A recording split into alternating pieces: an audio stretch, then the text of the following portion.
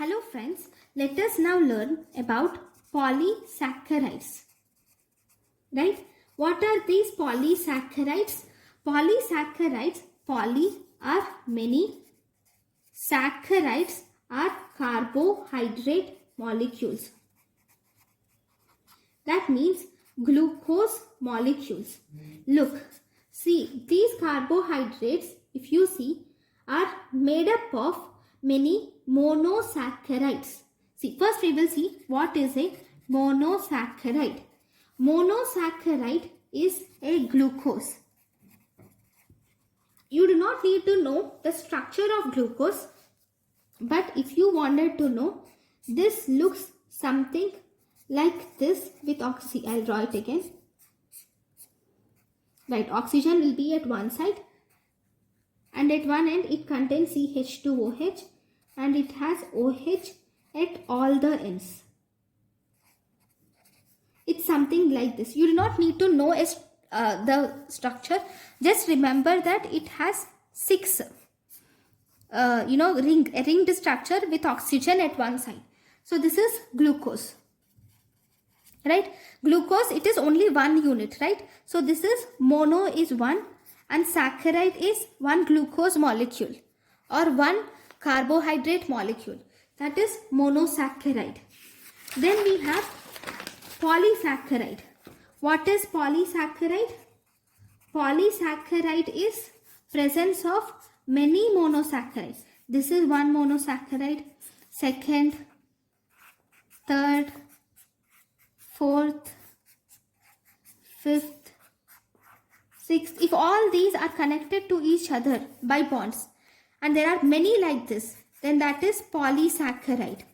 Poly is many and saccharide are these glucose or some carbohydrate molecules which are joined to each other. Okay.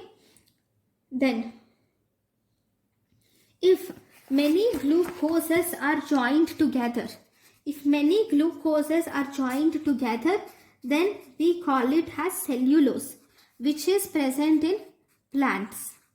If many glucoses are joined together, then this forms glycogen, which is present in animals and also in all of us, in humans. So, many molecules of glucose will combine together to form cellulose in plants and many molecules of glucose will combine together to form glycogen in animals. Similarly, many molecules of fructose. Fructose is also a monosaccharide like glucose and many molecules of fructose will combine to form inulin. Right? Now, if this is a polysaccharide chain, I'm just drawing like this for your understanding. Okay, on the left side, this is right side, this is left side. On the left side, we have non-reducing end. On the left side, we have non-reducing end. On the right side, we have reducing end. On the left side, we have non-reducing end. On the right side, we have reducing end. Okay. So, if you see,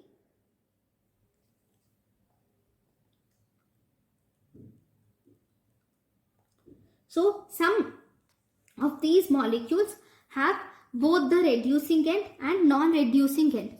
Example are glycogen. They have reducing end and non-reducing end.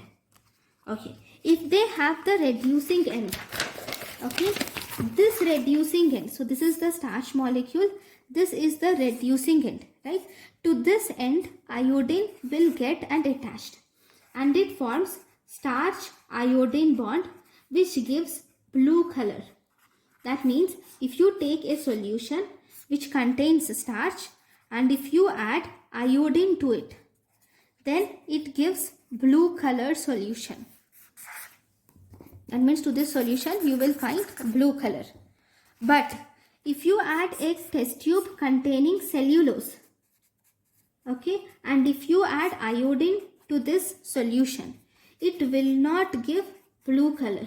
because this cellulose cannot combine with iodine, right? So where is this cellulose present? Cellulose is mainly present in plants, that is like cotton. Cotton has cellulose, right? Then in our arthropods are like insects. Arthropods are insects. In all the insects like cockroach, all the all, what do we say, పురుగులు అన్నిట్లో, okay, all the insects, పురుగులు అన్నిట్లో పురుగుల్లో వాటిల్లో we have ఆ చుట్టూరు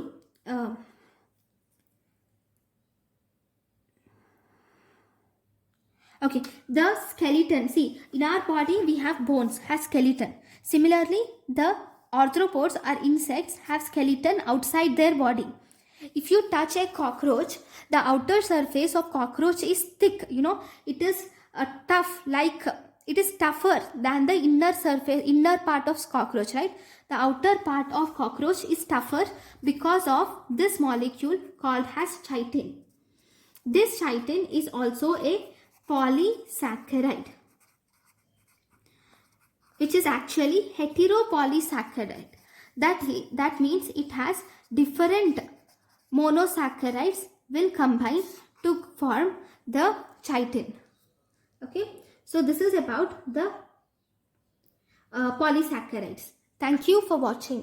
Thank you.